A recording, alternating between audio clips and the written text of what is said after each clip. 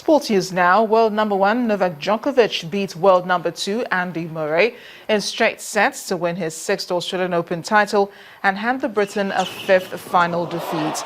The 28-year-old won 6-1, 7-5, 7-6 to claim his 6th Melbourne title, tying the record of Australia's Roy Emerson.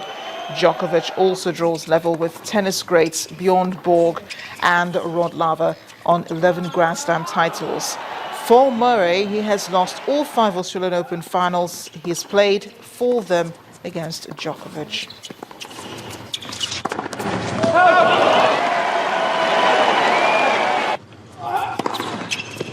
Game, second match, Djokovic. 6-1, 7-5.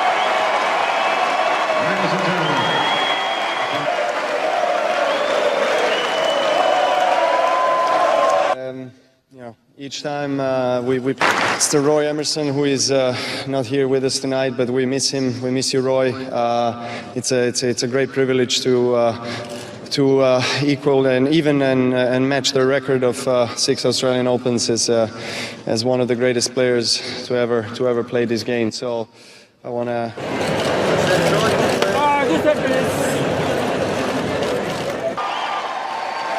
She's going to be watching back home just now. You've been a legend the last 2 weeks. Thank you so much for all of your support, and I'll be on the next flight home.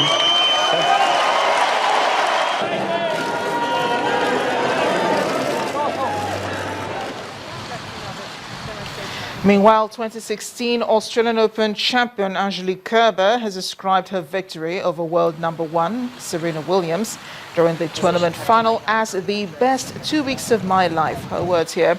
The German, who will officially become world number 2 on Monday, posed with the tournament trophy at Melbourne's Government House and told reporters she had little sleep after her win. She says she's proud of joining Steffi Graf as the only German woman to win a Grand Slam title in the Open era, and had spoken to Graf after the win. No, actually I was not sleeping at all, you know. I went back home at like 4 o'clock and we decided to go for a drink to the bar, and at 7 o'clock I had my next media thing, so I was really celebrating the moment with my team, and I tried to enjoy every moment. When I won the match point, I had so many emotions and of course positive things, so getting in my mind that I making history as well in Germany, and everybody is supporting me, so it was just incredible feeling what I will never forget. Football now. Mali have advanced to the semi-final of the African Nations Championship in Rwanda. The Eagles of Mali came from a goal down to beat Tunisia 2-1 in Kigali. Abdoulaye Diarra scored the winner on 80 minutes after Alou Dieng had cancelled Mohamed Ali Monser's first half opener after the break. Mali will play Pt.4 for a place to the final on Thursday in Kigali. In the other quarter-final matches played today, Guinea beat Zambia 5-4 on penalties to advance to the last 4, where they will face the DR Congo.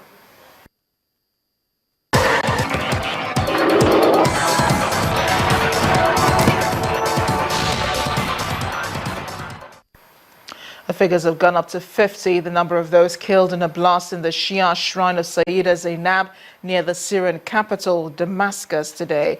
The attack happens just as the government and the opposition prepare for talks in Geneva aimed at figuring out a political solution to the country's raging civil war. U.S. Secretary of State John Kerry, who's participating in the talks, says no military solution can be given to resolve the spiraling crisis, which he says could engulf the region.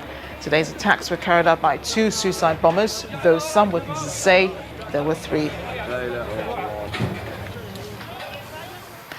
And as the race to the White House heats up, U.S. presidential hopefuls are preparing for the Iowa caucuses, which have been the first major electoral event of the nominating process for President of the United States since 1972. Our next report explains why this is so important. It's going to be a busy week in Iowa, especially Monday, when residents take center stage in American politics as they cast their votes in the U.S. presidential race. But according to Polk County Auditor Jermaine Fitzgerald, the Iowa caucus is not exactly a vote, at least not the usual way Americans perceive elections. We're actually not voting like you'd think on elections. We're actually electing delegates to take our message from Iowa for the presidential candidate.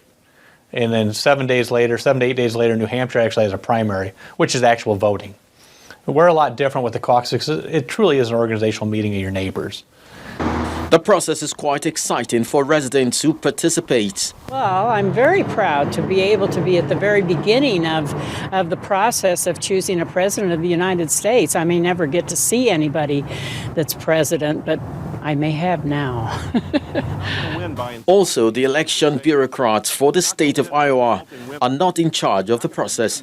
The Republican and Democratic state parties are the focus, and each side does things differently. The Democratic caucus goers listen to speeches in favor of each candidate, such as these. Almost all of the new income and wealth is going to the top 1%. Why? Why do we allow that to happen? Why do we accept that? That is what this campaign is about. And it is saying that the status quo is simply not acceptable. And then, when each has identified a preferred candidate, they move to a particular part of the room designated for this year's candidate, and then mark a piece of paper which they stuff inside the box. The process gets easier from there, as when each caucus goer has voted, someone opens the box and counts the ballot by hand. As for the Republicans, they too will listen to their own set of speeches and then mark a piece of paper which they stuff inside the box.